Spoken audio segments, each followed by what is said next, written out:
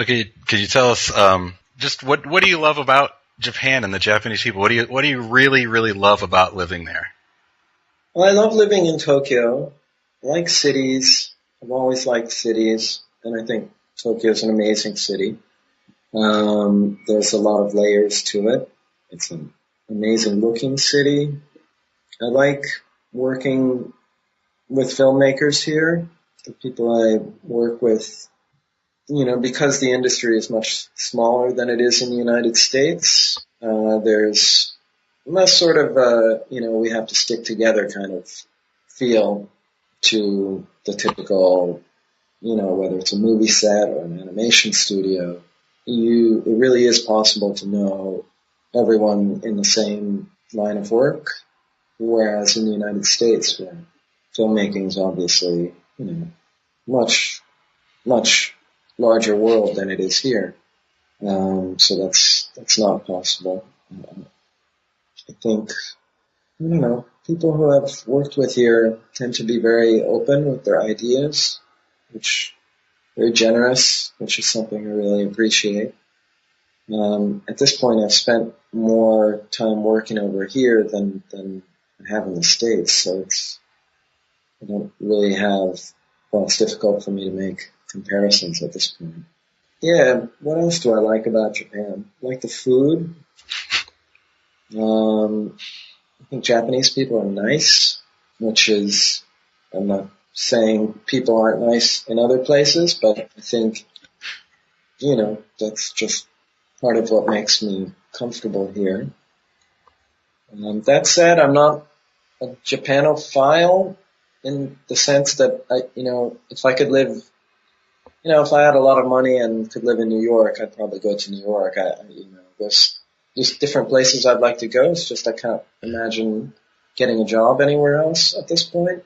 So I don't know. I think it all begins with food. If you don't like Japanese food, you can't really make it here. Yeah, I would be existing on tori no karaage pretty much. That's about it.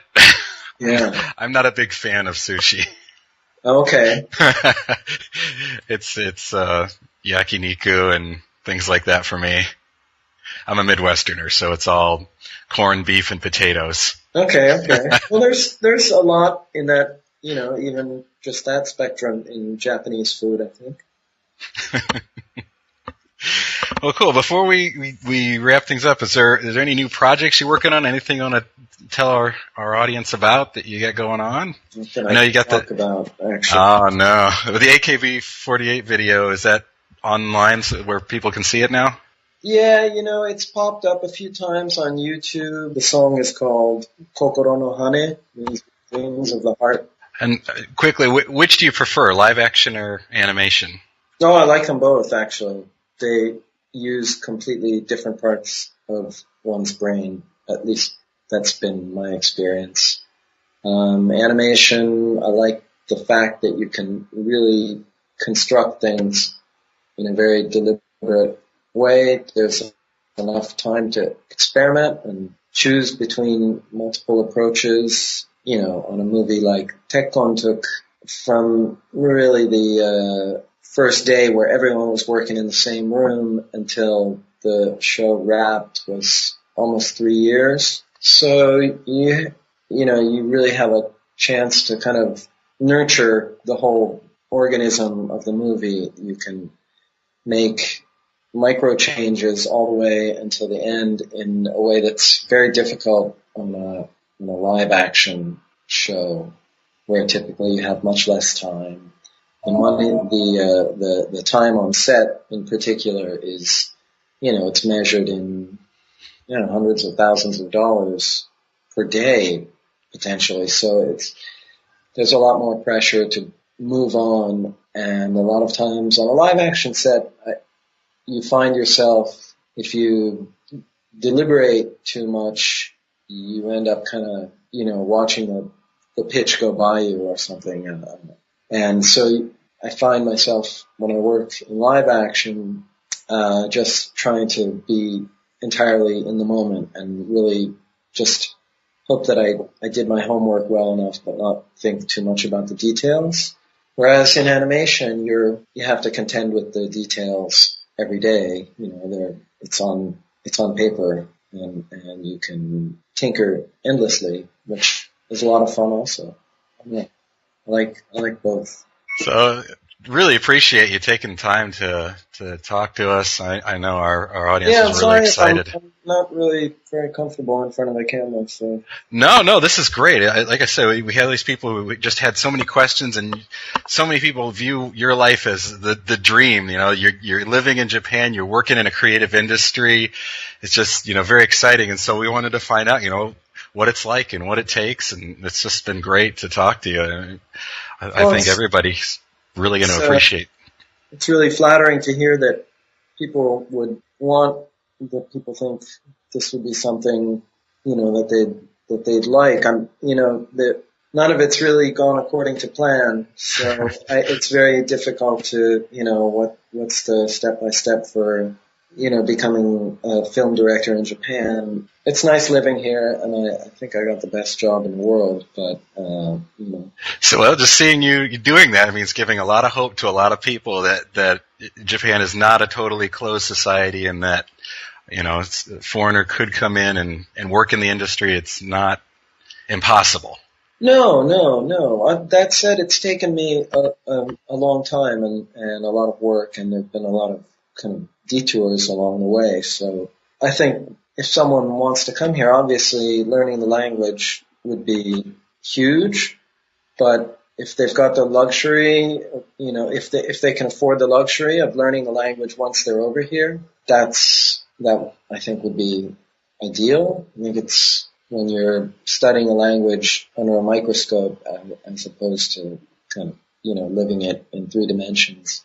It's a very different experience, and it penetrates much deeper.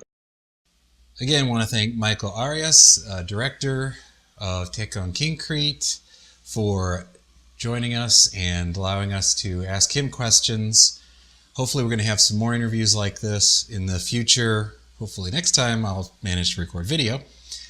And we're talking to lots of different people right now about doing interviews. I wanted to quickly, before we go, thank our sponsors, Site5, for providing us with the hosting and bandwidth. Without them, this show wouldn't happen. Thank you guys who are donating to us. We really appreciate your donations. It helps us a lot, and it lets us know that you appreciate the work we put in here. Especially in this economy, it means a lot to us. Also saw our sponsors at the opening of the show. Please, again, check them out.